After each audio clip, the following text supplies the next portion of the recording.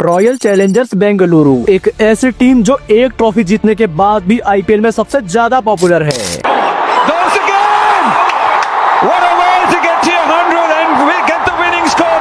और हो भी क्यों ना, क्योंकि ओवर द इयर्स इस टीम का जैसा फैन बेस रहा है शायद ही इनके बाद दोबारा कोई बना पाए।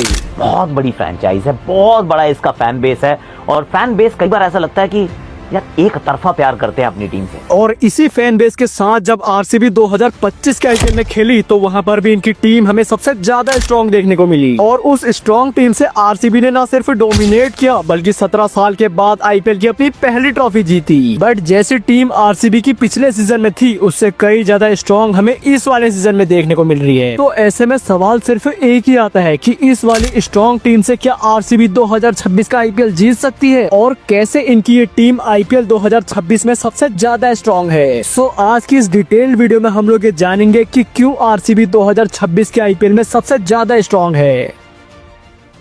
सो देखो आरसीबी इस वाले सीजन में इतनी खतरनाक टीम आखिर बनी कैसे, उसे जानने से पहले हमें इनका थोड़ा सा प्रीवियस डोमिनेशन जानना पड़ेगा। तो देखो जब साल 2025 वाला ऑक्शन स्टार्ट हुआ था तो वहां पर को आरसीबी की टीम का उतना डोमिनेशन शुरुआत में नहीं था। बट जैसे ही वो वाला आईपीएल ऑक्शन हमारा एंड हुआ तो उस टाइम पे हमें आरसीबी की टीम सबसे ज्यादा स्ट्रॉन्ग देखने को मिली। इनकी बॉलिंग, बैटिंग और ऑलराउंडर सभी बिल्कुल सेट थे, बस अब देखना ये था कि आरसीबी 2025 में कैसा परफॉर्म करती है। वेल उस सीजन का पहला मैच इनका कोलकाता नाइट राइडर्स से होता है जो 2024 के आईपीएल चैंपियन थे। टीम तो केकेआर की उस सीजन में बहुत स्ट्रॉन्ग थी लेकिन आरसीबी के सामने 174 रन बनाने के बाद भी वो पूरे 7 विकेट से हार गई। अपना पहला मैच जीतने के बाद तो फिर आरसीबी कहां ही रुकने वाली थी। इसके बाद Mumbai Indians, Sunriser Hyderabad, Chennai super Kings और गुजरात टाइटंस जैसी टीम को हराकर इस टीम ने उस सीजन में न सिर्फ डोमिनेट किया बल्कि 19 पॉइंट के साथ पॉइंट टेबल में पूरे 2 पे फिनिश किया था। लेटर ऑन जब फिर आरसीबी ने क्वालिफायर 1 खेला तो वहां पर को पंजाब जैसी टीम को इन्होंने 101 रन पे ऑल आउट करके अपनी प्रॉपर बॉलिंग दिखा दी थी। और इसके बाद पंजाब जब इन्हें अगेन फाइनल के अंदर मिली तो वहां पर को पहले इन्होंने अपनी बैटिंग से डोमिनेट किया, उसके बाद अपनी बॉलिंग से इनकी कमर तोड़ के वो वाला फाइनल भी जीत लिया।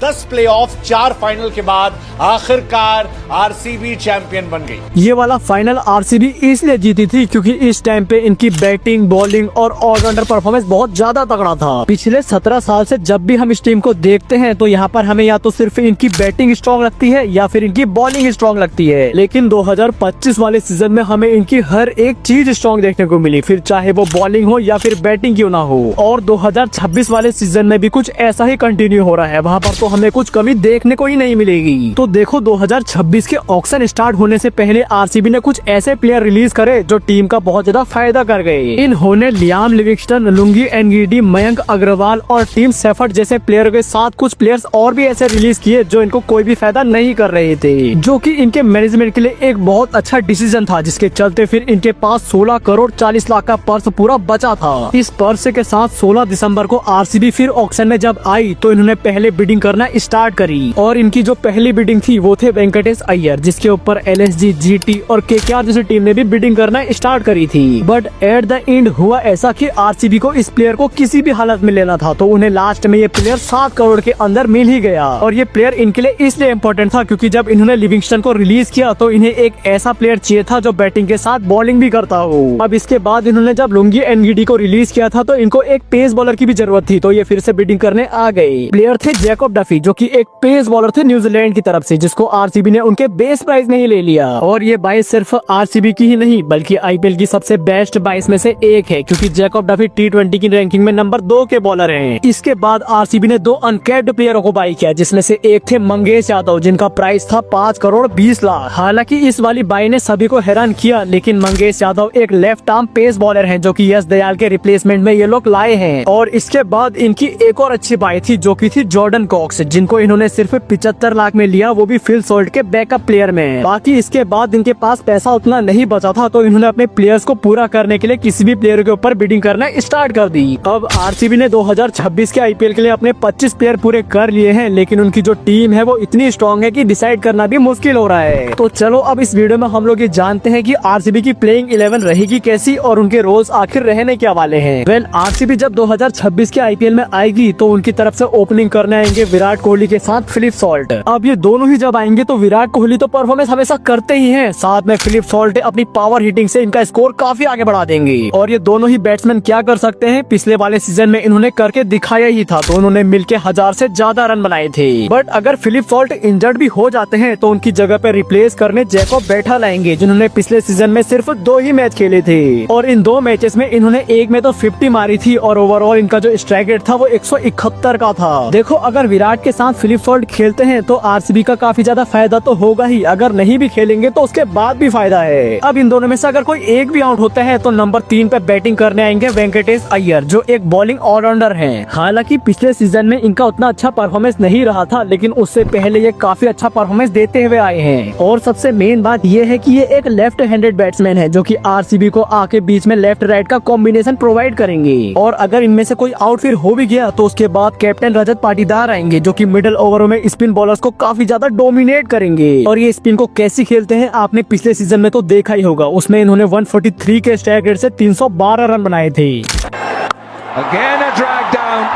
This time it's been put over deep square. 5वें नंबर पे फिर टिम डेविड आते हैं, जो कि आरसीबी के सबसे मेन पावर हिटर हैं। 2025 का आईपीएल में इन्होंने आरसीबी के लिए 185 के स्ट्राइक रेट से बैटिंग की थी और काफी सारे मैचेस में तो सिंगल हैंडेडली जिताया था। इसके बाद फिर 6ठे नंबर पे कुरनाल पांड्या आते हैं, जो कि बैटिंग के साथ इन्हें बॉलिंग का भी एक परफेक्ट ऑप्शन देते हैं। अब पिछले सीजन में कुरनाल ने बैटिंग और बॉलिंग से क्या किया था वो तो सभी को पता है, लेकिन फाइनल के अंदर जो इनकी परफॉर्मेंस थी वो आज भी अंडररेटेड है। फाइनल में जब एक टाइम पे लग रहा था कि पंजाब आगे है तो कुरनाल ने आके पहले प्रभ सिमरन को आउट किया और इनके बाद फिर जॉस इंग्लिश को भी आउट कर दिया था, जिसके चलते आरसीबी ने उस मैच में कमबैक किया और उसके बाद फिर वो फाइनल की ट्रॉफी भी जीते। तो कुरनाल तो इस टीम के लिए बहुत स्ट्रॉन्ग और मेन प्लेयर रहने वाले हैं। और इनके बाद फिर आते हैं रोमारियो सेफर्ड। रोमारियो सेफर्ड भी इस टीम में ऑलराउंडर है, जब इनको जरूरत पड़ेगी उनसे बॉलिंग करा सकते हैं। बाकी पावर हिटिंग तो पिछले सीजन में आप लोग ने इनकी देखी ही होगी, इन पे हम ज्यादा बात क्या ही करें। ये तो एक्स फैक्टर की तरह आते हैं और जब ये आते हैं तो किसी भी टीम को आगे से डिस्ट्रॉय कर सकते हैं। और ये डिस्ट्रॉय करने वाली चीज तो आप लोग को पता ही होगा मैं किसके लिए बोल रहा हूँ। 2025 के आईपीएल में इन्होंने सीएसके को जो डिस्ट्रॉय किया था वो तो आप लोग भी जानते हैं। और इनके बाद फिर 8वें नंबर पे आते हैं जितेश शर्मा। अब आप लोग को अंदाजा तो आ ही गया होगा कि अगर 8वें नंबर पे जितेश आ रहे हैं तो इनकी टीम कितनी ज्यादा स्ट्रॉन्ग है। अब ऐसा जरूरी नहीं है कि जितेश 8वें नंबर पे आए, ये इनकी टीम पे डिपेंड करता है। क्या पता इनको ये 4थे नंबर पे भेज दे, 5वें पे भेज दे, ये इनकी मर्जी चलेगी। बट सभी को पता है कि जितेश एक फिनिशर है, तो ये बाद में आएंगे और आरसीबी को काफी सारे मैचेस अकेले ही जिता सकते हैं। मतलब 8 नंबर तक तो आरसीबी की प्योर बैटिंग है और यहाँ पर तक इनकी जो ये बैटिंग है ये सबसे ज्यादा स्ट्रॉन्ग है 2026 के आईपीएल में। देखो, जो इनकी ओपनिंग है वो तो सबसे स्ट्रॉन्ग है ही, साथ में इनका मिडिल ऑर्डर और फिनिशिंग भी बहुत ज्यादा स्ट्रॉन्ग हो गई है। अब बैटिंग को थोड़ा सा साइड करके इनकी बॉलिंग की बात करें तो बॉलिंग तो इनकी भाई उससे भी ज्यादा स्ट्रॉन्ग है। देखो, स्पिन बॉलिंग की अगर बात करें तो कुरनाल के साथ बॉलिंग कराने आएंगे सुयाज शर्मा, जो पिछले वाले सीजन में पूरे 8 विकेट ले चुके हैं। मतलब जो इनकी स्पिन बॉलिंग है वो तो काफी अच्छी है ही, लेकिन उसके बाद जो इनकी पेस बॉलिंग आती है वो सबसे ज्यादा स्ट्रॉन्ग है। वहाँ सबसे पहले विकेट टेकर यश दयाल आते हैं और उनके बाद हेजलवुड आते हैं, फिर उसके बाद आते हैं भुवनेश्वर कुमार। देखो, इनकी बॉलिंग स्ट्रॉन्ग क्यों है, क्योंकि पिछले वाले सीजन में यश दयाल ने पूरे 13 विकेट लिए थे और भुवनेश्वर कुमार ने 17 विकेट लिए थे। और जो इनके मेन बॉलर थे हेजलवुड, उन्होंने पिछले वाले सीजन में पूरे 22 विकेट लिए थे। इन तीनों ही बॉलर्स के अगर विकेट को कैलकुलेट किया जाए तो तीनों ने मिलकर पूरे 52 विकेट लिए थे, जो कि उस वाले सीजन में एक अनरियल परफॉर्मेंस था। देखो, आरसीबी की अगर बैटिंग नहीं भी चलेगी तो बॉलिंग इनकी इतनी स्ट्रॉन्ग है कि ये किसी भी टारगेट को डिफेंड इजीली कर सकते हैं। और बॉलिंग के साथ अगर बैटिंग भी इनकी चल जाए तो इन्हें हराना बहुत ज्यादा मुश्किल हो जाएगा। बाई चांस अगर हेजलवुड भी इंजर्ड हो जाए तो उसके बाद जो इनके बैकअप बॉलर है वो है न्यूजीलैंड के जैकब डफी। और जैकब डफी अभी के टाइम पे बहुत ज्यादा स्पेशल बॉलर है, क्योंकि वो T20 की रैंकिंग में नंबर 2 पे आते हैं। जब भी जरूरत पड़ेगी आरसीबी के लिए विकेट निकाल सकते हैं। तो कुल मिला के जो आरसीबी की टीम है वो इस वाले सीजन में सबसे ज्यादा स्ट्रॉन्ग है और ये 2026 में डेंजरस इसलिए लग रही है क्योंकि जो इनकी बैटिंग है, बॉलिंग है और इनकी जो ऑलराउंडर है वो काफी ज्यादा स्ट्रॉन्ग है इस बार। तो ये कहना तो बिल्कुल भी गलत नहीं होगा कि 2026 का आईपीएल आरसीबी जीत सकती है। वेल, मैं तो इस वाली टीम को 10 में से 10 रेट करूंगा और आप लोग इसको क्या रेट करते हो एक बार कमेंट सेक्शन में जरूर बताना, वो भी ऑनेस्टली। सो मिलते हैं किसी नेक्स्ट वीडियो में, तब तक के लिए धन्यवाद।